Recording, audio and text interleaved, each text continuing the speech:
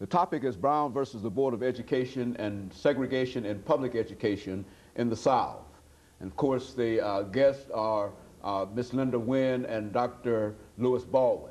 Dr. Baldwin, before we had our first commercial break, we promised that we would give you an opportunity as an historian involved in a number of issues dealing with social aspects to talk about segregation in the South during that period. And then Ms. Wynn will talk about some other things. Speak on an autobiographical level.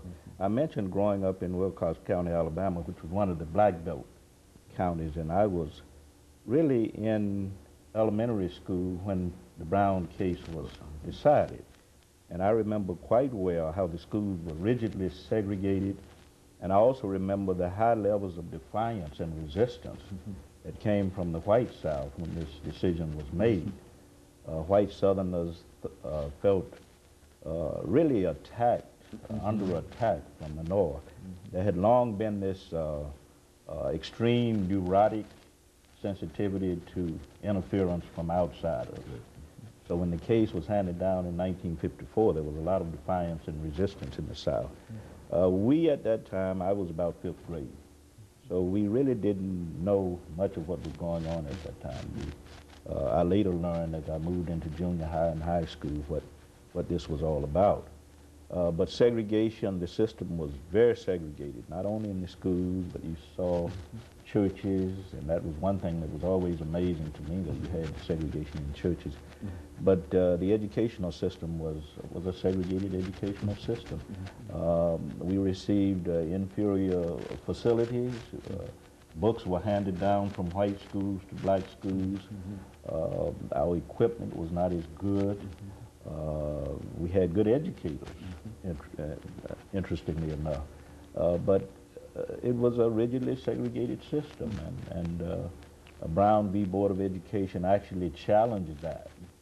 And in response, of course, the black community was quite thankful, and quite, it was celebrated in the black community, but you got high levels of defiance and resistance in the white community. You know, Ms. Webb, one of the things that we'd like to talk about, as we indicated, public education in the South, is to sort of examine some of those public educational institutions in the South, African-American educational institutions in the South. Let's have you to do that. Okay, well, let me focus on Nashville, since that's what I know best, since I'm a native of Nashville.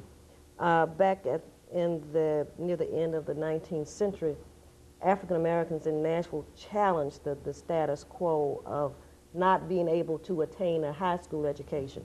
And there was a woman who wanted her son to attend public high school, and for blacks there was no such thing. So she protested to the Board of Education to have her son attend Meg's, well, to attend Hume Fogg. And there was, of course, resistance met, and the Board of Education decided that they would take Meg School, which was founded in about 1883, and turn it into a high school. So you were still operating within a status quo of still being separate. And so Meg's became the first high school in Nashville for African Americans. Later on, the board decided to close Meg's as a high school and transfer its high school department to Pearl High School, which is a school that most African Americans in Nashville can identify from my generation back. It was the school to attend. And you know, people here in Nashville still hold very close and dear ties to Pearl High School. As a matter of fact, a couple of years back, Martin Luther King, the name was changed back to Martin Luther King at Pearl High School. So you can see the endurance of that school within the psyche of the African American community in Nashville. You know, during the years that I attended Pearl, which was after Brown versus Board, and it was still segregated, I'm not so sure that we really realized that we were receiving an inferior education. Pearl High School had a national reputation. It ranked with Dunbar in Washington. Many of the teachers at Pearl had master's degrees and above, and they instilled in their students, you know, that we were somebody way before Jesse Jackson coined the phrase, I am somebody.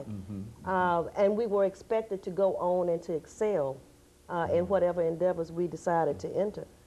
There was never a doubt among, you know, most of the students that I knew that, you know, after high school, you were going to college. You know, and when I look at the community in which Pearl was located, you had a elementary school, Head School. So, you know, students there could receive their elementary education at Head. They could receive their high school education at Pearl High School. And right up the street was Fisk University. So you could receive all of your education really within, you know, one area. Again, I'm not so sure that we really realized that we were receiving, quote, an inferior education. As a matter of fact, I often tell my students today that under the segregated system of education, I received a better education than they are receiving under the so-called desegregated system of education. And I think the difference was you had dedicated teachers. I'm not saying that teachers today are not dedicated, but there, you know, there is a difference, even in the maturity level of students who come out and enter the college, the collegiate ranks. Very good. Okay, Dr. Baldwin, is that the same impression that you get? I'd like to go and finish this segment off by... I agree wholeheartedly. And speaking about the facilities we had, naturally we didn't have the best, but I pointed to the educators we had. Teachers were very interested in students. They spent a lot of time with students. Parents were involved. Your church was involved. So we got very good education. There's no question about it. We had good teachers, well-trained teachers, but a lot of times the facilities, we didn't have the highest grade of facilities and textbooks and that kind of thing.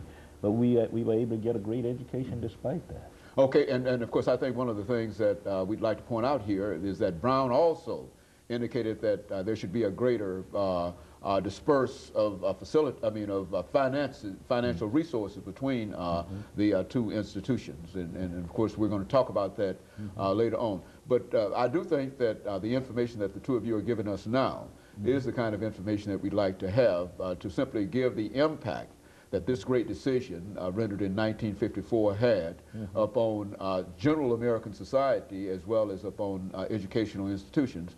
And we're getting ready for our second commercial break, after which we'll come back and we'll give you an opportunity to deal specifically, Dr. Baldwin, with higher education, because that too is a very, very important part. And we'll be back with our audience following this very, very short commercial break.